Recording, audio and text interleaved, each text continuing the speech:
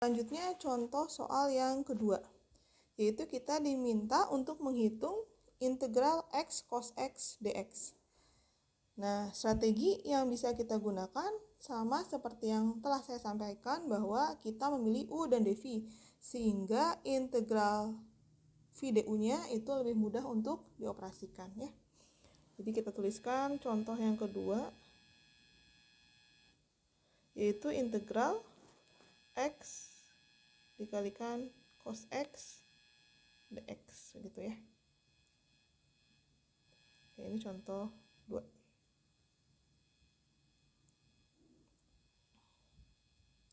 Nah, soal ini kami mengambil dari buku, textbook. Nah, pada buku tersebut dijelaskan bahwa terdapat 4 kemungkinan alternatif pasangan dari u dan dv.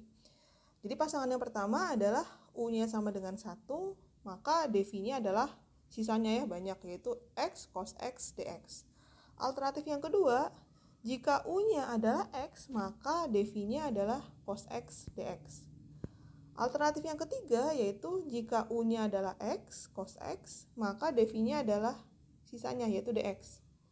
Dan yang keempat, yang terakhir, jika u-nya sama dengan cos x, maka dv-nya adalah x dx. Nah, pertanyaannya adalah dari 4 kemungkinan ini, mana sih yang tepat untuk menyelesaikan integral x cos x dx?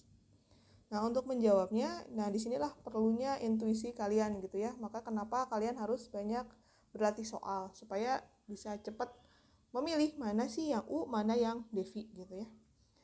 Nah, kita bahas satu persatu dari keempat kemungkinan ini. Alternatif yang pertama itu tidak bisa kita ambil pada integral parsial ya.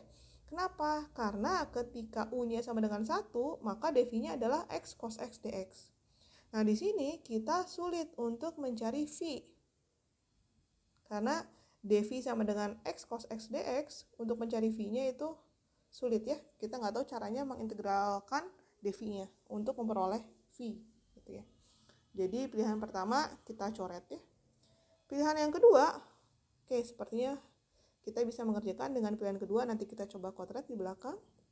Sedangkan pilihan yang ketiga, di sini jika u-nya adalah x cos x, maka du-nya adalah, ini perkalian ya, x dikalikan cos x, maka gunakan u aksen v ditambah v aksen u.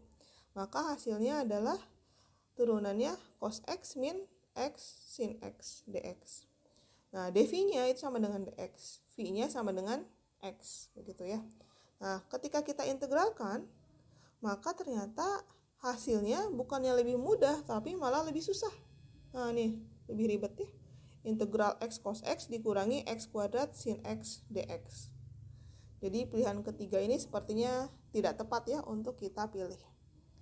Sedangkan pilihan yang keempat, u-nya sama dengan cos x, maka du-nya adalah min sin x dx. Lalu dv-nya sisanya yaitu x dx, maka v-nya adalah setengah x kuadrat. U dan dv, lalu du dan dv, v-nya itu kita bisa peroleh. Tapi ternyata pengintegralannya malah lebih sulit juga gitu ya. Jadi pilihan keempat ini tidak bisa kita pilih juga. Yang bisa kita pilih untuk menyelesaikan soal integral x cos x dx ini adalah alternatif yang kedua, yaitu ketika kita memilih u sama dengan x, maka du-nya itu sama dengan x. Lalu sisanya yaitu dv itu sama dengan cos x dx. Maka v-nya itu adalah integral dari cos x dx, yaitu sama dengan sin x ya. Jadi di sini kita memilih x-nya ini sebagai u, lalu cos x dx-nya ini menjadi dv, begitu ya. Sehingga kita peroleh kalau u-nya adalah x, maka du-nya jelas ya, yaitu adalah dx. Lalu jika dv itu adalah cos x dx, maka v-nya itu adalah integral dari cos x dx, yaitu sin x. Ya.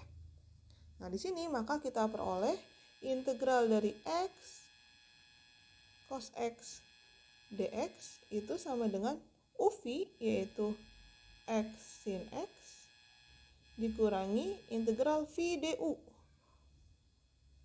Maka itu sama dengan